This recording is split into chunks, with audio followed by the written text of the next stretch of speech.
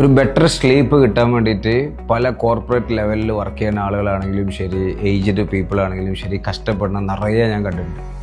ഈ ഒരു സാഹചര്യം വരാനുള്ള ഒരു റീസൺ എന്താ വെച്ച് കഴിഞ്ഞാൽ സ്ലീപ്പ് ക്വാളിറ്റി കിട്ടാതിരിക്കും. പലതരത്തിലുള്ള റീസൺസ് ഉണ്ട്.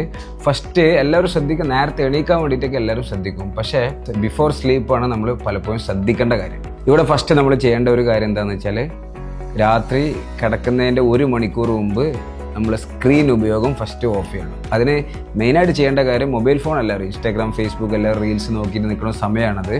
പക്ഷേ അവിടെ ശ്രദ്ധിക്കേണ്ടത് അവിടെ ഫാമിലിക്ക് ടൈം ഇമ്പോർട്ടൻസ് കൊടുക്കും. ഇതേപോലെ ഡിജിറ്റൽ സ്ക്രീനിൽ എന്താ വെച്ച് കഴിഞ്ഞാൽ മാറി നിൽക്കാൻ വേണ്ടിയിട്ട് ശ്രമിക്കുക.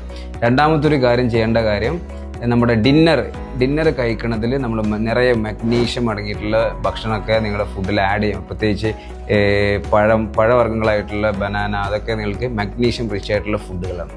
കൂടാതെ രാത്രി കിടക്കുമ്പോൾ കഫേൻ ഇല്ലാത്ത ടീ കിടക്കുന്നതിൻ്റെ മുമ്പ് കഴിക്കുന്നത് ഏറ്റവും ബെസ്റ്റ്. പലപ്പോഴും അത് പല ആളുകൾക്കും ചിലപ്പോൾ അത് അറിയില്ല, എങ്ങനെ കഴിക്കണം, എന്താ സംഭവം എന്നുള്ളതൊന്നും ചിലപ്പോൾ അറിയില്ല. അത് കഴിച്ച് കഴിഞ്ഞിട്ടുണ്ടെങ്കിൽ നല്ല ക്വാളിറ്റി സ്ലീപ്പ് കിട്ടും.